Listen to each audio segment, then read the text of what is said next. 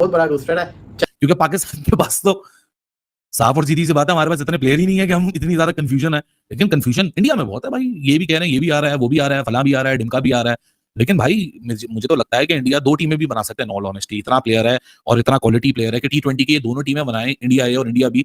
और वो अपने यंगस्टर्स को मौका दे रहे हैं। हमारी तरह वो ये नहीं सोच रहे कि अब बाबर और रिजवान को फिर बुला लें क्योंकि हमारे यंगस्टर्स नाकाम हो रहे हैं। उनके जो यंगस्टर्स है ना वो बड़े बन ठन के आते हैं भाई, पीछे से बड़े तराश खराश करके उनको लाया जाता है, अच्छी तरह से नरिश होते हैं, वो पूरे तैयार होते हैं इंटरनेशनल क्रिकेट के लिए, हाफ कुक्ड नहीं होते। हमारे पाकिस्तान की टीम के पास मैच विनर नहीं है। अच्छा भैया, अगर अब किसी इवेंट के अंदर जो है ना वो बाबर या रिजवान को ले लिया जाए, क्योंकि सवाल ये शायद से भी यही सवाल होना था और क्या। बराए मेहरबानी टॉस जीत के उनको बैटिंग की अगर दावत दी ना, वो ऐसी हालत करेंगे कि तुम बना ही नहीं पाओगे, तुम उनका आधा स्कोर भी नहीं बना पाओगे। और अगर तुम लोगों ने पहले बैटिंग की तो वो तुम्हारा टारगेट 12-14 ओवर में ही चेस हो जाएगा।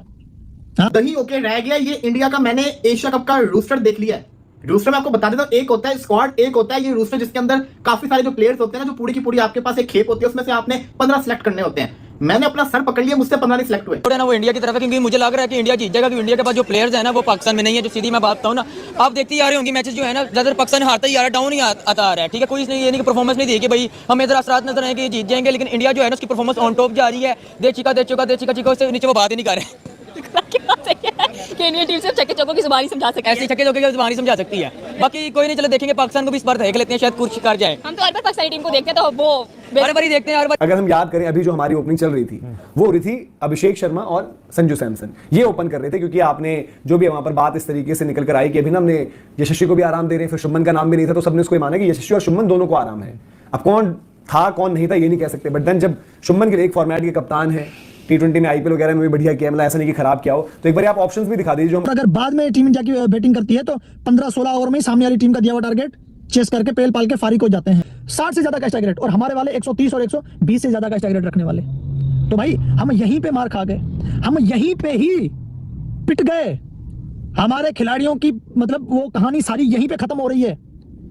बस एंड में मैं यही कहूंगा कि भाई पहले बैटिंग करके जो बनाओ सो बनाओ, हाँ नाक मत कटवाओ। बराए मेहरबानी टॉस जीत के उनको बैटिंग की अगर दावत दी ना, वो ऐसी हालत करेंगे कि तुम बना ही नहीं पाओगे, तुम उनका आधा स्कोर भी नहीं बना पाओगे। और अगर तुम लोगों ने पहले बैटिंग की तो वो तुम्हारा टारगेट 12-14 ओवर में ही चेस हो जाएगा। हाँ, वो अभिषेक शर्मा याद है, इंग्लैंड ने पहले T20 मैच में टारगेट दिया था 132-134 का, 14-15 ओवर में चेस हो गया था। अभिषेक शर्मा ने 232 के स्ट्राइक रेट से 79 रन ठोके थे, 8 छक्के उसने मारे थे 34 बॉल के ऊपर।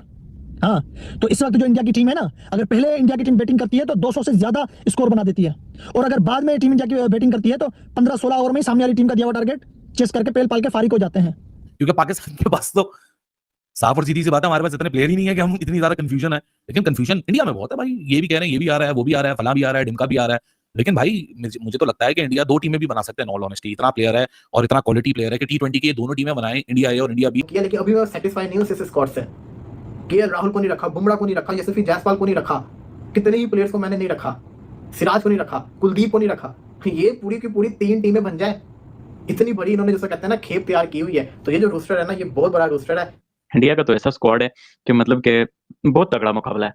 मतलब कि जिस तरह से साई सुदर्शन ने IPL टॉप किया है, शुभमन गिल की प्लेइंग 11 में जगह नहीं बन रही, ऋषभ पंत टेस्ट का वाइस कप्तान जगह नहीं बन रही, और इंडियन मीडिया रिपोर्ट करे बुमराह को हम एशिया कप में रेस्ट देंगे।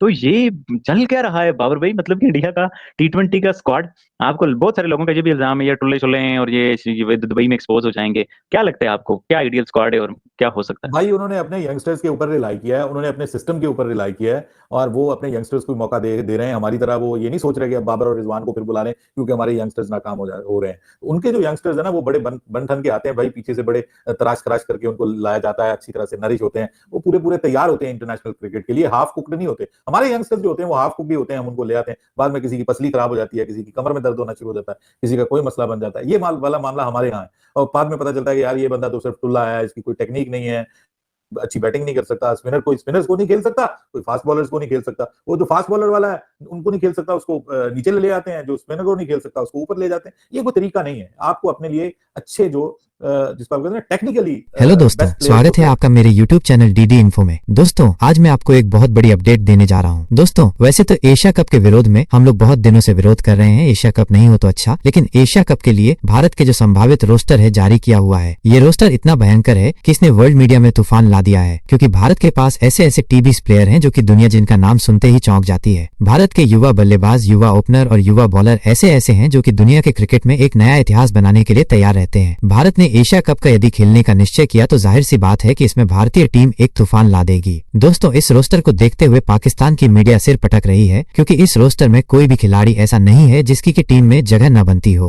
वैसे भी भारत ने टी20 की परिभाषा ही बदल दी है। भारतीय खिलाड़ी टी20 मैचों को ऐसे खेलते हैं जैसे कि कोई बुलेट ट्रेन चल रही हो। तो दोस्तों इस पर पाकिस्तानी मीडिया के अलग अलग रिएक्शन आ रहे हैं। आप लोग भी वीडियो देखें, मिलते हैं वीडियो के अंत में। और हाँ दोस्तों, आपसे एक छोटा सा अनुरोध है, कृपया वीडियो को लाइक करें और हमारे चैनल को नए हैं तो सब्सक्राइब करें। तो चलते हैं वीडियो की ओर। Most of the times India और इंडिया भी ही फाइनल खेल रही होंगी, मुझे इसमें कोई दो राय नहीं है। इसमें कोई मुझे शक बात नहीं है कि अगर ऐसा हो जाए तो उसमें कोई मुख्तलिफ सिनेरियो होगा। यही मोस्ट ऑफ द टाइम्स मुझे लगता है सिनेरियो होगा कि इंडिया ए और इंडिया बी आराम से एक दूसरे के लिए आपस में भी खेलें तो उतनी ही कंपेटिटिव का मुकाबला आपको दे सकती हैं। लेकिन जाहिर सी बात है, जब आप जाते हैं क्या कहते हैं अपना किसी भी आईसीसी इवेंट के अंदर या एशियन कप इवेंट के अंदर, तो 15 ही लड़के आपको लेने होते हैं।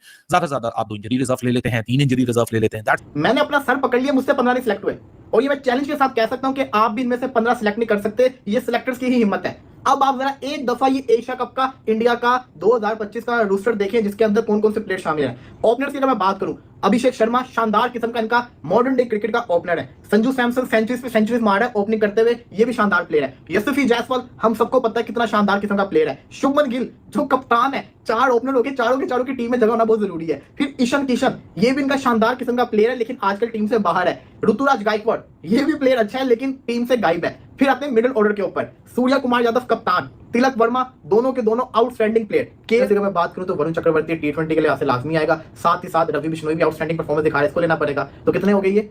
11 और 2 13 हो गए। अब पेसर्स के ऊपर आ जाए। पेसर्स की अगर मैं बात करूं तो बुमराह को मैनेज कर सकते हो, बुमराह एशिया कप के लिए अवेलेबल नहीं होता शायद।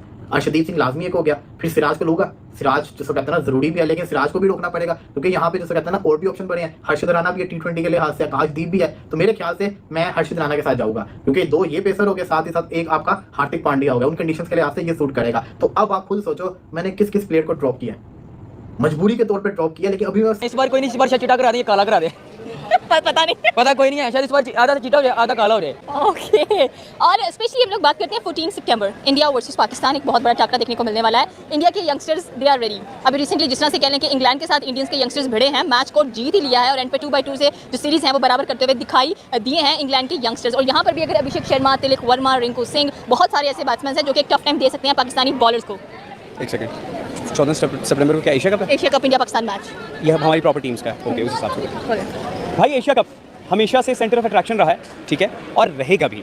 उसकी रीज़न ये है कि एशिया कप के अंदर हमेशा से ना हम जो चीज़ देखते हैं वो ये देखते हैं कि सबसे ज़्यादा क्राउड जो है वो पाकिस्तान इंडिया के मैच में आता है। अभी तो मैं बड़ा शुक्रगुजार हूँ इंडियन क्रिकेट बोर्ड का कि आप अलाउ कर रहे हैं। वो शुरू करते हैं आपके साथ ही, और वो है ओपनर्स का। अगर हम याद करें अभी जो हमारी ओपनिंग चल रही थी वो हो रही थी अभिषेक शर्मा और संजू सैमसन, ये ओपन कर रहे थे, क्योंकि आपने जो भी वहां पर उम्मीद करता हूं कि वीडियो आपको पसंद आई हो। वीडियो को लाइक कर दें, चैनल को सब्सक्राइब करें। मिलते हैं अगली इसी प्रकार की एक और क्रिकेट स्टोरी के साथ। तब तक के लिए जय हिंद, वंदे मातरम।